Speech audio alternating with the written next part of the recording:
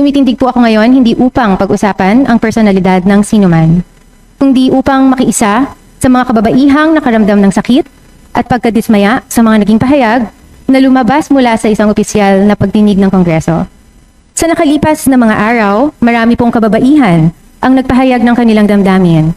Mga nanay, mga estudyante, mga profesional at mga kabataang Pilipina na nagsabing nasaktan sila sa paraang ang isang babae ay tila naging paksa ng biro o imahinasyon sa loob ng isang institusyong inaasahan nilang magtatanggol sa kanilang dignidad.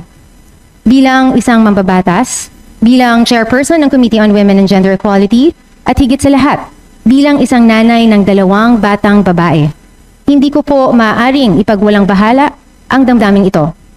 Tulad ng maraming nanay sa ating bansa, may pangarap ako para sa aking mga anak. Na paglaki nila ay makikita nila ang kanilang sarili sa isang lipunang iginagalang ang kababaihan, pinahahalagahan ang kanilang kakayahan, at hindi ginagawang biro ang kanilang pagkatao.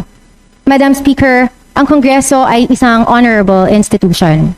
Ito ang lugar kung saan tayo gumagawa ng mga batas na naglalayang protektahan ang karapatan at dignidad ng bawat Pilipino. Kaya kapag may mga salitang lumalabas sa loob ng ating mga pagdinig na maaring magpakababa sa dignidad ng kababaihan, natural lamang na marami ang magtatanong. Ito ba ang uri ng diskurso na nais nating marinig sa loob ng Kongreso? Ito ba ang halimbawa na nais nating makita ng ating mga anak sa kanilang cellphone, sa kanilang mga telebisyon, o sa dyaryo, o sa radyo?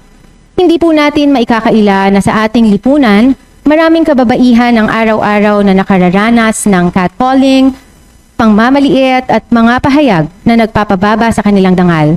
At kaya nga po ipinasa sa Kongreso ang Safe Spaces Act upang malinaw na sabihin na ang ganitong mga pananalita, gaano man ito ipakita bilang biro, ay may epekto sa dignidad ng kababaihan. Ngunit ang usaping ito ay hindi lamang tungkol sa batas. Ito ang tungkol sa kultura ng respeto na nais nating itaguyod sa ating lipunan. At kung nais nating baguhin ang kulturang ito, dapat magsimula ang halimbawa sa loob mismo ng Kongreso. Hindi po natin kailangan magtaasan ng boses upang maipakita ang ating punto. Hindi rin natin kailangang gawing katatawanan ng kababaihan upang makuha ang atensyon. Ang tunay na lakas ng isang lider ay makikita sa respeto, dignidad at malasakit sa kapwa. Bilang isang lagunanay, patuloy kong ipaglalabang ang respeto para sa bawat babae, para sa bawat nanay na nagsusumika para sa kanyang pamilya, para sa bawat anak na babae na may pangarap, at para sa bawat Pilipinang naniniwala na ang kanilang dignidad ay nararapat igalang. Hayaan po nating maging malinaw, ang babae ay hindi biro, hindi rin siya pantasya, at ang dignidad ng kababaihan ay hindi kailanman dapat maging katatawanan sa loob ng Kongreso. Madam Speaker, may I respectfully review all what happened. Request the majority floor leader to refer this matter to the Committee on Ethics and Privileges to conduct hearing at the earliest possible time and to require the attendance of concerned parties. I likewise request that the committee submit its report immediately, and I believe that the chairperson for the Committee on Ethics is one of the co-author of the amended Safe Spaces Act. At upang maiwasan natin ang ganitong insidente sa hinaharap, I respectfully request, hinihiling ko din po, na ang substitute bill amending the Safe Spaces Act ay maisama sa LEDAC priority measures. Madam Speaker, ang respeto sa kababaihan ay hindi lamang usapin ng batas, ito ay usapin ng dangal ng ating institusyon at ng ating bansa.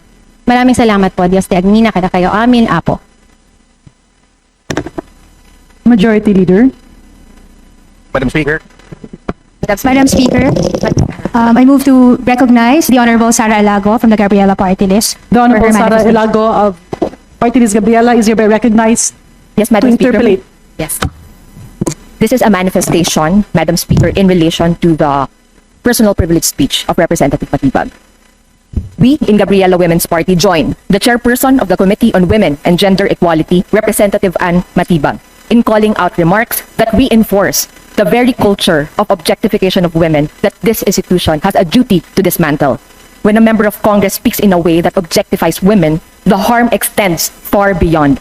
May real-life consequences po ito sa mga babaeng nakakaranas ng iba't ibang forma ng abuso, pambabastos, diskriminasyon sa araw-araw. Hindi dapat nagiging normal ang ganito, lalo pa sa Kongreso at public office kung saan nakakaapekto ang mismong mga salita, mga pahayag, mga aksyon natin pagdating sa patakaran, sa kultura at pang-araw-araw na buhay ng mga kababaihan at lahat ng ordinaryong mamamayan.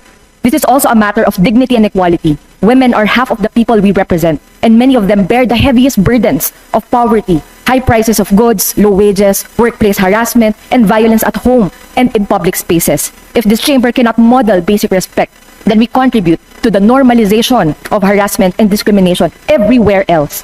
Our statutes, from the Magna Carta of Women to laws against sexual harassment and other forms of violence against women, reflect the state's obligation to promote fundamental equality, ensure women's participation in public life, and hold offenders accountable. And those principles do not stop at the doors of Congress. Kailangan palakasin ng Kongreso ito ang mga existing na patakaran kaugnay nito para sa House members mismo at para sa pagsasakatuparan ng mga gender-sensitive practices bilang parte ng rules of the House of Representatives. We must establish a mandatory gender sensitivity and anti-sexual harassment training for all members of the House and our staff. Hindi lang po para sa mga bago at returning, pero maging sa mga miyembro na ngayon ng Kongreso, yung pagtitiyak na continuing po ang ating raising ng awareness at education pagdating sa karapatan ng mga kababaihan at sitwasyon ng mga kababaihan sa politika at pampublikong buhay. We must strengthen and fully implement a safe workplace policy within Congress. There should also be a firm commitment by this chamber to advance legislation and policies that protect women and uphold their rights, especially measures that strengthen protections against harassment and discrimination, promote decent work,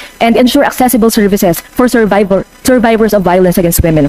We also joined the call of the House Committee on Women and Gender Equality Chairperson for the referral of this matter to the Committee on Ethics for appropriate action. Accountability must be institutional, not merely personal. So let this be a turning point, Madam Speaker. Let us act with the seriousness that the Filipino people, especially Filipino women, deserve. Isang palaban na buwan ng kababaihan sa lahat. Maraming salamat. Thank you, Honorable Alago. Majority Leader. Thank you. Madam Speaker, Speaker. I move to recognize the Honorable Percy Sandanya from Akbayan Party List, Madam Speaker, Madam for Speaker. his manifestation. And after, okay, the Honorable Percival Sardanya is recognized for his interpellation. Madam Speaker, this is a manifestation. Una-una po, nais ko pong batiin ang ating po Madam Speaker, ang lahat po ng kababaihan sa kapuluang ito. Gayon din po ang ating chairperson ng Committee on Women and Gender Equality na isang maligayang buwan ng kababaihan. And I'd also like to greet all women legislators who continue to champion the rights of women and people of diverse genders. The Interparliamentary Union identified 7 key areas for gender-sensitive action in Congresses. Of these, 2 areas are particularly relevant to our context today. First, women and men share responsibility for gender equality.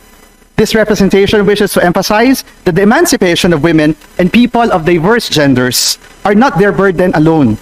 Ang pagkakapantay-pantay po ay hindi lamang nakasalalay sa mga babae, hindi lamang sa mga LGBT, pero pati sa mga lalaki. It requires the active engagement and shared responsibility of men, most especially of our colleagues who hold power. Second, gender-sensitive parliamentary structure and culture. In light of what happened, this representation would like to ask that as a way forward, our gender focal point persons and focal point system within the House of Representatives conduct gender sensitivity training for our legislators. Sa mismong plenaryo pong ito, pumasa ang bawal bastos law at iba pang gender legislations. Tayo na po sana ang manguna sa pagsasabuhay ng prinsipyong tinatayuan natin. Tayo na po ang mangunang magsulong ng paggalang at pagkakapantay-pantay. Muli po, sa ating po mga kasamang kababaihan sa kapuluang ito, isang makabuluhang pagdiriwang ng buwan ng kababaihan. Marami pong salamat, Madam Speaker.